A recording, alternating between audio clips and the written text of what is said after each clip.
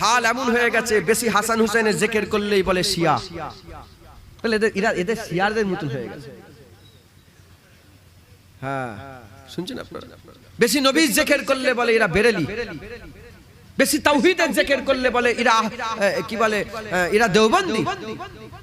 হাল এমন হয়ে গেছে না, যে যা মনে করছে করবে যাক।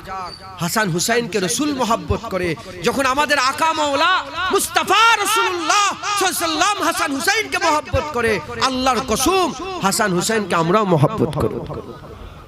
মুসলমানের ছেলেরা, এ নবীর উম্মত উম্মতিরা কি মহব্বত করেছে রাসূলুল্লাহ, কি ভালোবেসেছে রাসূলুল্লাহ, খবর নিয়ে দেখে যাও মুসলমান। এ মুসলমানের ছেলেরা খবর নিয়ে দেখে যাও, সমস্ত সাহাবা হুজুরা হাদিস শরীফ পড়ে আছে, হাদিস শরীফ পড়ে আছে। যখন রাসূলুল্লাহ কোনো প্রশ্ন করত, রাসূলুল্লাহ কোনো প্রশ্ন করত, হুজুর জিজ্ঞাসা করত, ওই সময়তে হুজুর পাককে সাহাবারা উত্তর দিত। কি বলতো? প্রথমে আদবের তাজিমে বলতো, ইয়া রাসূলুল্লাহ, আমার বাপ মা আপনার নামে কুরবান, আমার বাপ মা আপনার কদমে কুরবান, আমার বাপ মা আপনার নামে কুরবান, ইয়া রাসূলুল্লাহ আপনি বলেন। এ নবীর উম্মত উম্মতিরা শুনে রেখে দেন, লা ইউমিনু আহাদুকুম হাত্তা কুনা হাব্বা ইলাইহি মিন ওয়ালিদিহি ওয়া ওয়ালাদিহি ওয়ান নাস আজমাইন। এই হাদিসের ওজনে যদি জুনায়েদ বাপ মা মুস্তাফার কদমে কুরবান না করে কোনোদিন মুমিন হতে পারবে না।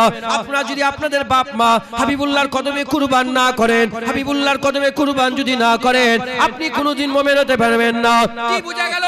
तमाम বিশ্বে কোটি কোটি কোটি কোটি কোটি শুরু থেকে এখন পর্যন্ত, এখন থেকে কিয়ামত পর্যন্ত তারা তাদের বাপ মা মুস্তাফার কদমে কুরবান। এবার হাবিবুল্লাহকে জিজ্ঞাসা করে দেখে যাও, হাবিবুল্লাহকে জিজ্ঞাসা করে দেখে যাও, আমাদের বাপ মা তো রাসূলুল্লাহর জন্য কুরবান। এ মুসলমানের ছেলেরা, আর হাবিবুল্লাহ নিজে বলছে আমার বাপ মা হাসান হুসাইনের নামে কুরবান।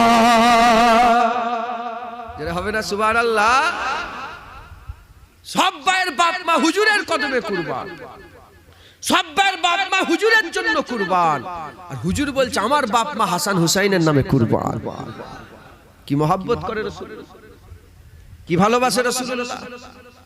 হাসান হুসাইনকে মহব্বত করতে হবে, কারণ হাসান হুসাইনকে আমার আল্লাহ নিজে নিজে ইজ্জত বড় করেছে। একবার জোরে বলুন মুহাম্মদ।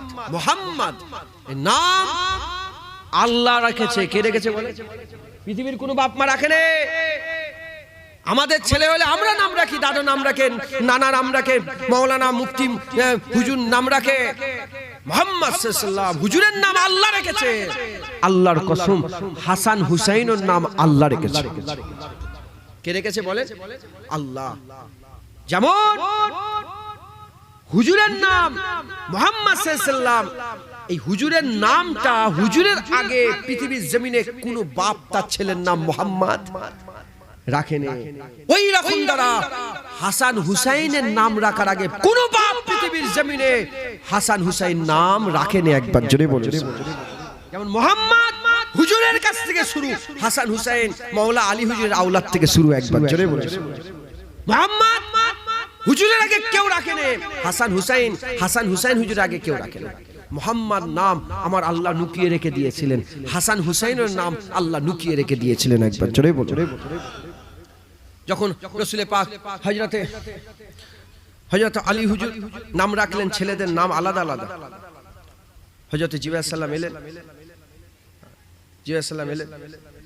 আসার পরেতে হুজুর পাক সাল্লাল্লাহু আলাইহি ওয়াসাল্লামকে বললেন, ইয়া রাসূলুল্লাহ, আল্লাহ বলেছে নাম পাল্টাতে হবে, নাম পাল্টাতে হবে। অনেক বড় ঘটনা। হাসান হুসাইন পরস্পর, আর রিওয়ায়াতে এসেছে 6 মাসের মধ্যে আমার আল্লাহ দুনিয়ায় পাঠিয়েছেন। মানে একটা থেকে আরেকটা গ্যাপ কত? 6 মাস। এই 6 মাসের মধ্যে আমার আল্লাহ দুনিয়ায় পাঠিয়েছেন। আর আম্মা ফাতেমা হুজুর বলেছেন, যখন আমার বাচ্চা দুনিয়ায় এসেছে, হ্যাঁ এমনি বাচ্চারা তো সব সচরাচর সব দুর্গন্ধ বেরোয়, কথা ঠিক না ভুল বলে? বলে আমার বাচ্চা যখন দুনিয়ায় এসেছে কোনো রক্ত ছিটা ফুটা ছিল না, মিশকে আম্বারের মতন খুশবু বেরিয়েছিল। হাসান হুসাইনের আম্মা আব্বা একজন হচ্ছে বিলায়াতের সরদার, আর একজন তাহারাতের সরদার।